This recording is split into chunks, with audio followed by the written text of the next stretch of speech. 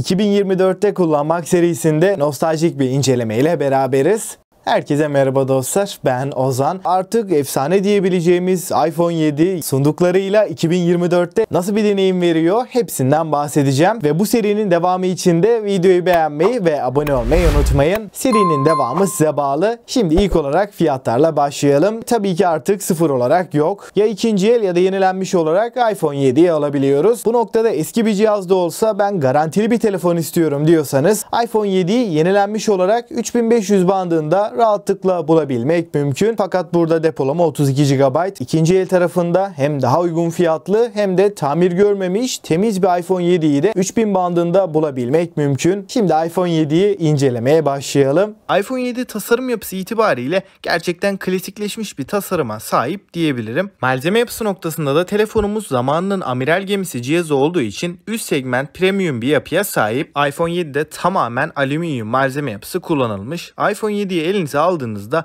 6 yıllık bir cihaz olmasına rağmen bize metal hissiyatını çok net bir şekilde hissettiriyor. Kalınlık ve ağırlık tarafında da iPhone 7 7.1 mm'lik kalınlığa ve 138 gramlık ağırlıkla önümüze çıkıyor. Dostlar, iPhone 7'nin günümüzdeki çoğu telefondan çok daha kolay kullanılabilen ve çok daha hafif bir yapısının olduğunu söyleyebilirim. Telefonu tek elle kullanmakta kesinlikle elimizi yormuyor. Kalınlık noktasında da ideal bir seviyede olduğunu belirteyim. iPhone 7'nin ön yüzüne baktığımızda burada iPhone 6'dan beri süregelen oldukça kalın çerçeveler bizleri karşılarken bence bu tam ekran olmayan çerçeveli tasarım anlayışı cihazın bütünlüğünü bozuyor. Ama bu klasikleşen tasarımı seven bir kitle de var. Yani bu durumun avantaj veya dezavantajı olması tamamen size kalıyor. Şimdi telefonumuzun ekran kısmına geçersek, piyasanın en küçük ekranıyla karşımıza çıkan iPhone 7'de 4.7 inç boyutunda IPS LCD panelle gelen ve HD Plus çözünürlük sunan 60 Hz tazeleme hızına sahip olan 326 ppi'lik bir değeri bize sunabilen DCI-P3 renk uzayı destekli bir ekranla geliyor. Dostlar, burada ekranın çözünürlüğü kağıt üstünde gerçekten günümüz teknolojisinin çok gerisinde gibi gözükebilir. Fakat kullanım deneyimi açısından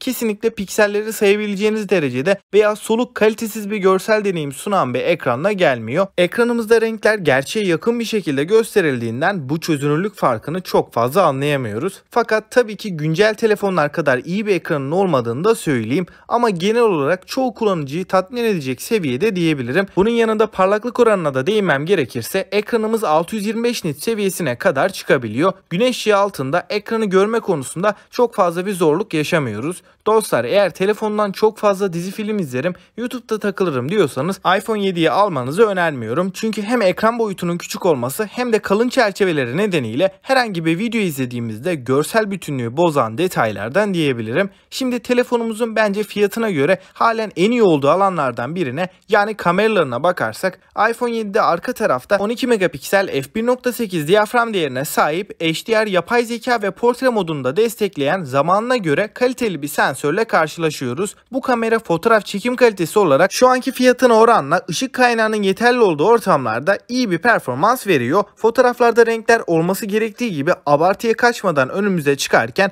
özellikle ışığı doğru bir şekilde aldığımız zaman da halen kaliteli kareler yakalayabiliyoruz. Bu kameranın bence en büyük dezavantajı düşük ışık performansı diyebilirim. Bunun haricinde iPhone 7'nin kamerası halen yeterli bir performansı bizlere veriyor. Ön kameraya baktığımızda maalesef burada 7 megapiksel gibi düşük çözünürlüklü bir kamerayı görüyoruz. Ön kamera performansı olarak iPhone 7'nin günümüz için zayıf kaldığını söyleyeyim. Video çekim performansına da bakarsak bence kamera konusundaki en etkili olduğu taraf video performansı. Burada 4K 30 FPS'te OIS desteğiyle birlikte güzel çekimler yapabiliyoruz. Bunun yanında yazılımsal olarak da elektronik sabitleyicimiz bulunuyor. Titreşimleri engelleme konusunda iPhone 7'nin kamerası rakibi olan pek çok Android modele göre de daha iyi bir seviyede diyebilirim. Yani dostlar, kamera tarafında 2500-3000 bandındaki fiyatını da ele aldığımızda iPhone 7'nin sizi üzeceğini düşünmüyorum. Kameradan donanım tarafına geçtiğimizde burada Apple'ın A10 Fusion işlemcisi bizleri karşılıyor. Bu işlemcimize eşlik eden RAM miktarımız da 2 GB olarak karşımıza çıkarken depolama alanı olarak da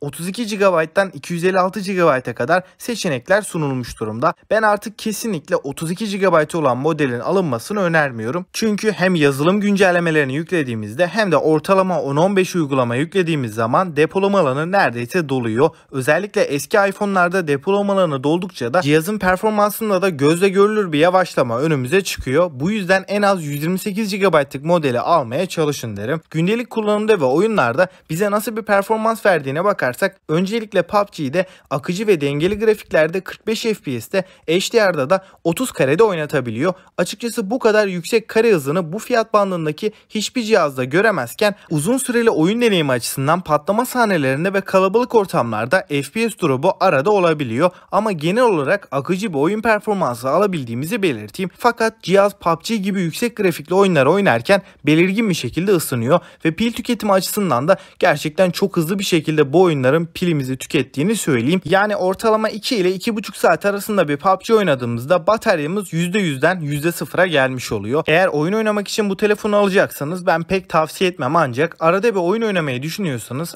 iPhone 7 size yeterli gelecektir. Günlük kullanımda da yeni gelen güncellemelerle birlikte de halen performanslı bir şekilde çalıştığını söyleyebilirim. Gerek uygulama açılış hızlarında gerekse arka planda uygulamaları açık bıraktığımızda da herhangi bir yavaşlama, donma, takılma problemi yaşamıyoruz. Genel kullanımda iPhone 7 bize tepkisel bir deneyim sunuyor. Burada 1960 mAh'lik küçük bir batarya bizleri karşılarken telefonumuzda sadece 5 Watt'lık bir şarj desteğinin olduğunu söyleyeyim. iPhone 7 batarya performansı olarak gerçekten kötü. Ortalamada 3,5 en fazla da 4 saat gibi ekran süreleri verebiliyor. Oyun oynarsanız da bu süreler 2 saat civarına kadar da düşebiliyor. Şu anda da yeni gelen güncellemelerle uygulamalar telefonumuzun işlemcisini daha çok yorduğundan batarya performansı maalesef daha da kötü bir hale geldi. Ama gün içinde çok fazla telefonla uğraşmıyorsanız bir de pil tasarrufunda kullanırsanız belki bir gününüzde çıkartabilir. Burada yalnızca home tuşuna entegre edilmiş parmak izi okuyucuyu görüyoruz. Bu parmak izi okuyucu gerçekten çok stabil ve hızlı bir şekilde çalışıyor. Parmağımıza dokundurduğumuz anda ekranımızın kilidini çok hızlı bir şekilde açabiliyoruz.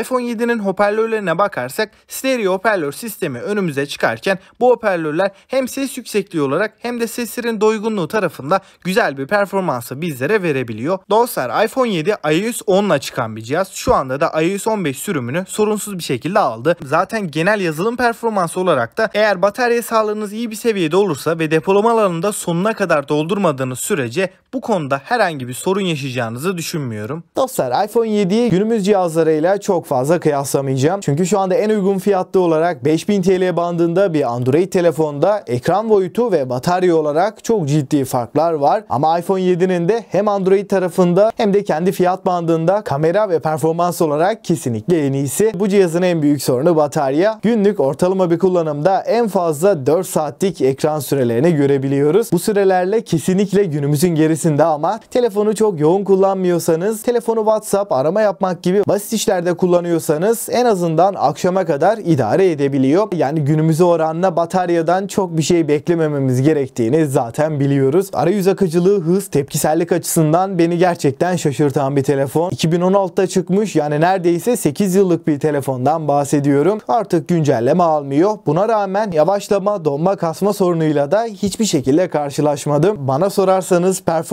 iPhone 7'nin en önemli 2 artısından biri ve burada yazılım güncelleme desteğini uygulamaların güncellemesiyle karıştırmayın. Hem oyunlar hem de Instagram, YouTube, WhatsApp gibi en önemli uygulamalarda güncellemeler en az 3 sene daha desteği kesilmeyecek. Kamerayı da değerlendirirsem açıkçası özellikle ana kamerada hem fotoğraf hem de video kısmında bu fiyatlarda yanına yaklaşan hiçbir telefon yok. Kamerada ve performansta ciddi şekilde ayrışıyor. Özetle iPhone 7 eğer temiz olarak sorunsuz bir şekilde bulduysanız, batarya ve ekran gibi saydığım eksiler de sizin için çok bir problem değilse, bana sorarsanız ikinci el temiz bir iPhone 7 hala alınabilir ve aldığınızda en az 2-3 sene idare edecektir. Peki sizce iPhone 7 alınır mı? Görüşlerinizi mutlaka bekliyorum. 2024'te kullanmak serisinin devamı hangi cihaz için olsun onu da yazmayı unutmayın. Ve bu videolarda oldukça fazla emek istiyor ve destekleriniz önemli. Videoyu beğenip kanala abone olarak bana bu yolda destek olabilirsiniz. Ben Ozan ve bir sonraki videoya kadar